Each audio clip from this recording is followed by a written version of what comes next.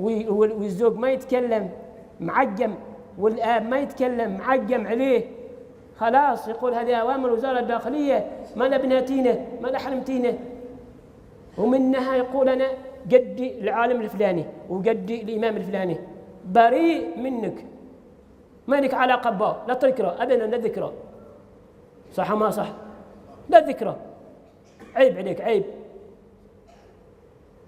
هذه مصيبة، هذه مصيبة، مصيبة.